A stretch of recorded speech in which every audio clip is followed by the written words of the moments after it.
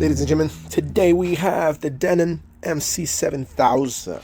This particular unit is having an issue with the play button.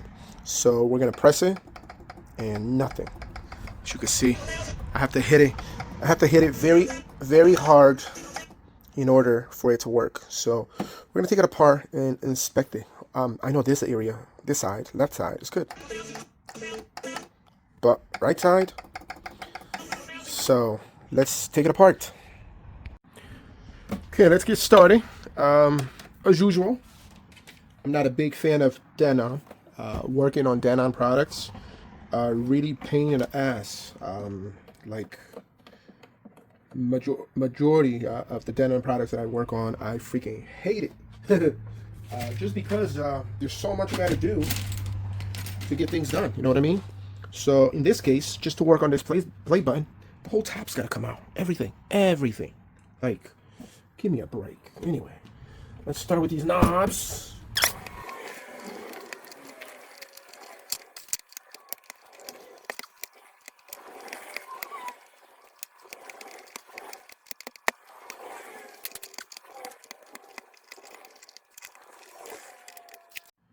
Okay, now we remove all these screws here.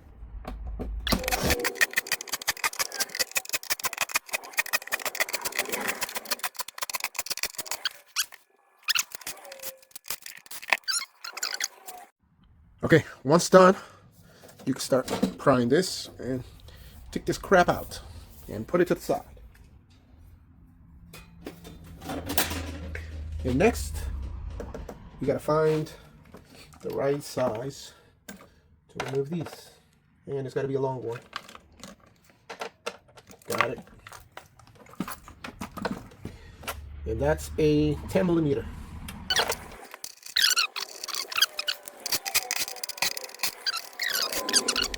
So we're gonna flip it over and let it fall down. There we go.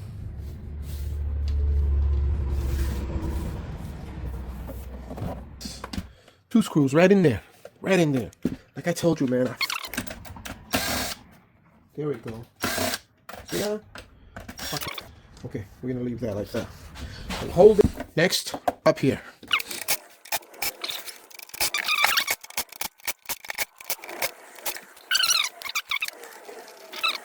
So now we are ready to flip it upside down. Now we got more screws to remove.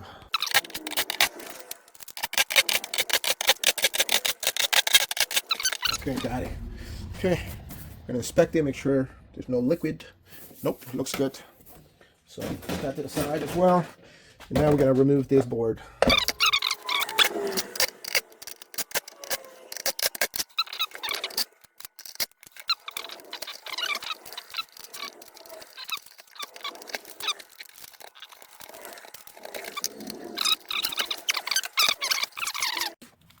Okay, I'm gonna get ready to desolder.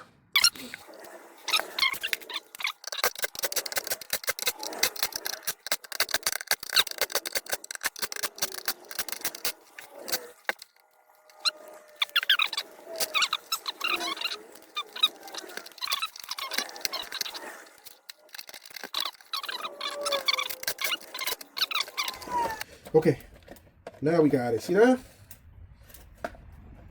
Get this tape. Don't mind my English.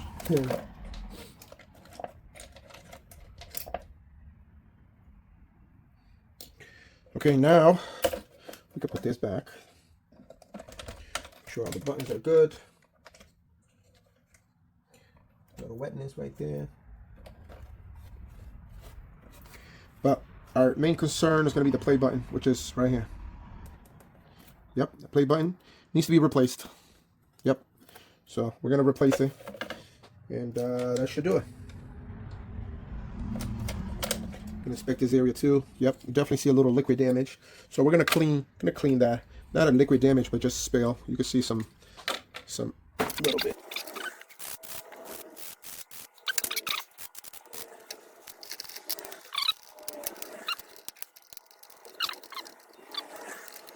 Getting ready to desolder the old button and then solder the new one. So yeah, this button just went bad. Sometimes they don't last too long, especially the right side that people use the most.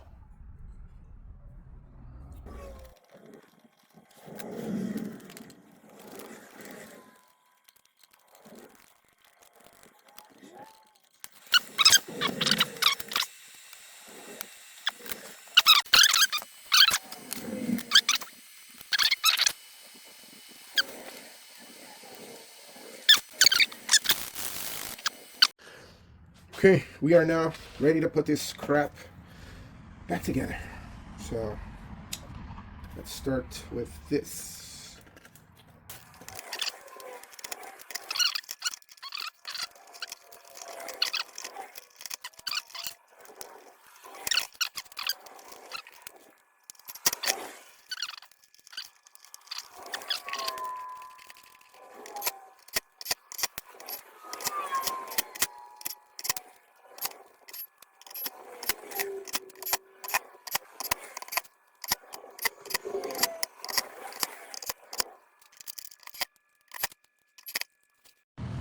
Okay, so we are going to proceed. We're replacing these bad capacitors right here. As you can see, two of them. That's usually what controls the XLR, controls the sound coming out of the XLRs. If you ever have horrible or some type of quality that you know is not normal, that usually means the capacitors are bad.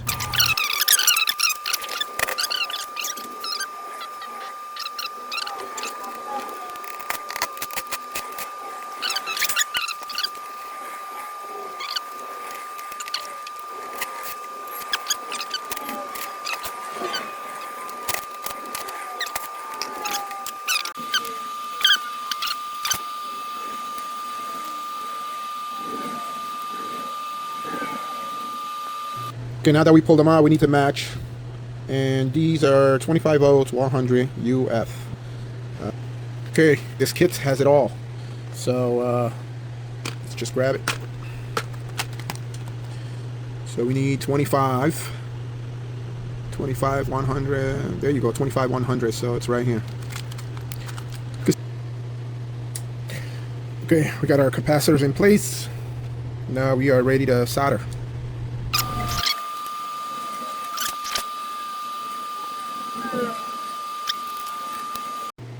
Okay, we just cleaned it. That area looks really, really nice. So now we're ready to put this back together.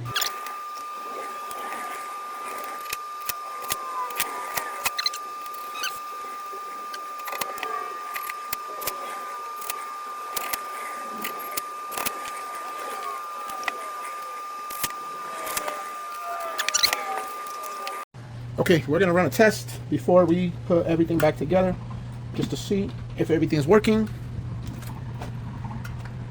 And then we'll proceed. Okay, power, good. Hit one of the USBs for the one. There we go, it's in.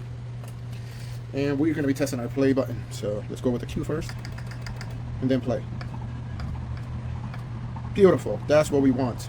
So we are completed. We're gonna test the sound with the XLR. Actually, let me do that now. Okay, we got everything plugged, XLR in, and we're going for that final test. Okay, let's go. Perfect.